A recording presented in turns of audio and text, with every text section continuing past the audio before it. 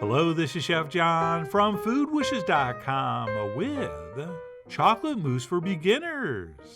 That's right, I'm going to show you the easiest all-time method for making chocolate mousse, which is perfect for beginners. But even if you're an expert, you should keep watching, since this technique produces the most delicious, most perfectly textured chocolate mousse I've ever had. I mean, it's not even close. So with that, let's go ahead and get started with the star of the show. Some high-quality dark chocolate. And this bar happened to be 4 ounces, but we only need 3.5 for the recipe. So I'm going to set this ½ ounce aside, and I'll use that to garnish the top later.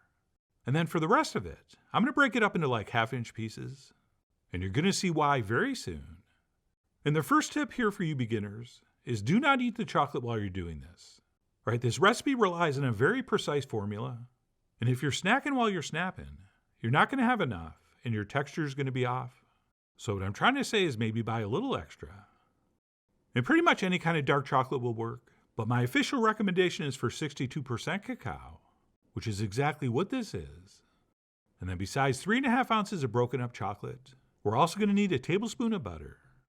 And once we have those components set, we can move on to separating a couple large eggs, since for this recipe all we need is the yolks, which I like to do by cracking into my hand. And then we'll simply give that the old shake-a, and wait for the white to drip down between our fingers, which will leave us with a perfectly separated yolk, which we will transfer into a metal bowl. And the reason I like this method is because it's fast and easy, but it requires being able to crack an egg with one hand, which some of you beginners might not be able to do yet. So if you want, you can just crack an egg into a bowl, and then scoop that yolk out with your fingers, and you will basically accomplish the exact same thing. But anyway, one way or another, we need 2 yolks. And then to those we will add a little bit of white sugar, as well as, believe it or not, a 1/4 cup of water, or any other kind of liquid. Right? We could do 2 tablespoons of water and 2 tablespoons of coffee, or 3 water and a tablespoon of rum. And I'll cover those options in the written recipe. But for this pure chocolate version, I'm just doing water. And that's it. We'll finish up with a pinch of salt, and we will grab a whisk, and we will set that bowl directly over medium-low heat.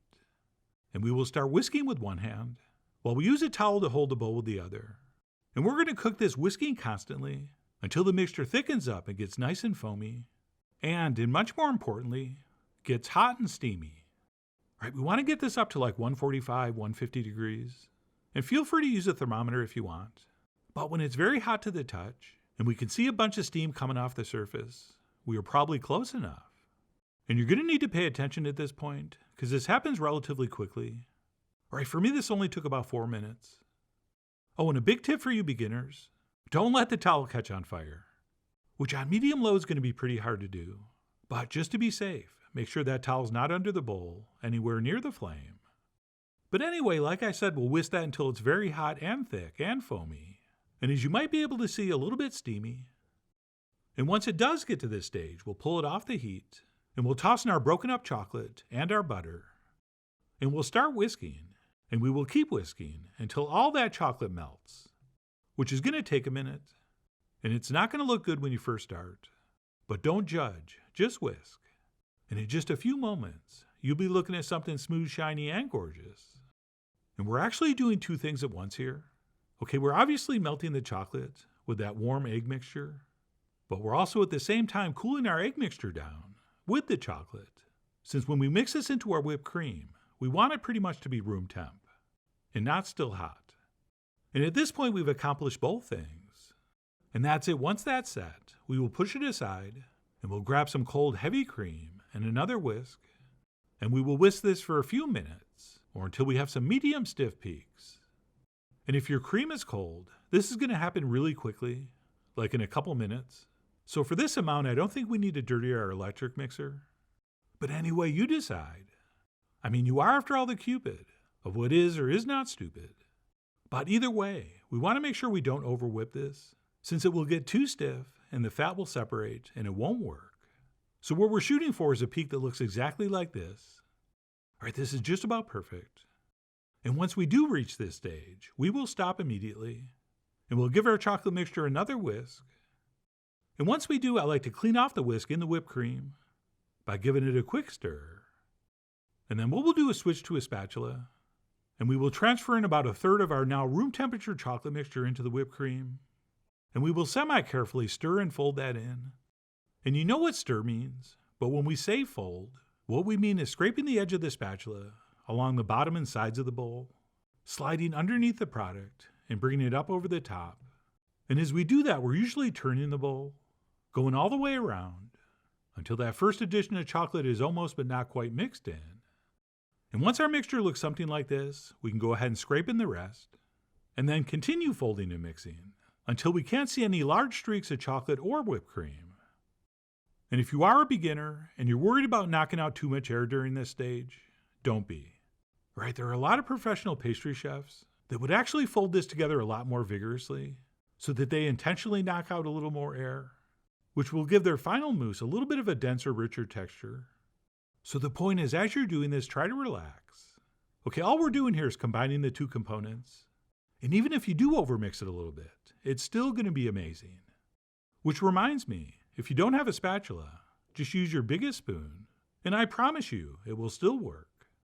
And that's it. Once we have everything folded together, we can transfer that into whatever we're going to serve it in.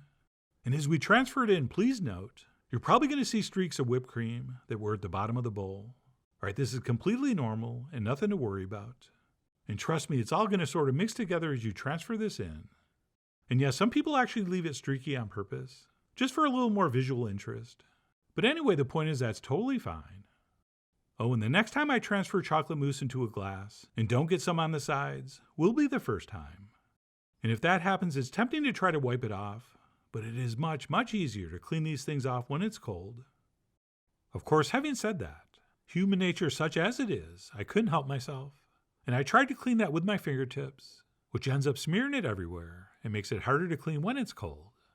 But anyway, once portioned, we'll go ahead and wrap those up, and then pop them in the fridge for a few hours, or until they're thoroughly chilled. Oh, and a quick production note. I'm just going to portion up 2 in glasses, and I save the rest for a possible mousse cake experiment. But please know this recipe will make 4 perfectly sized portions. And that's it. Once chilled and firm, we can pull those out and unwrap them. And if we want, we could serve them plain just like this. But come on, it's Valentine's Day, and we're trying to get lots of compliments. So I think we should jazz these up with a little bit of whipped cream, plus a few strategically placed raspberries. And then you remember that little bit of chocolate we saved? We can grate that and sprinkle that over the top for a final touch. And I think that all makes for a simple and very, very beautiful presentation. So I made this one for my Valentine Michelle, and then did one more for me with a little less whipped cream and chocolate, just so I could see which one would look better for the contractually obligated pictures. And after taking some of those, I grabbed a spoon and went in for a taste.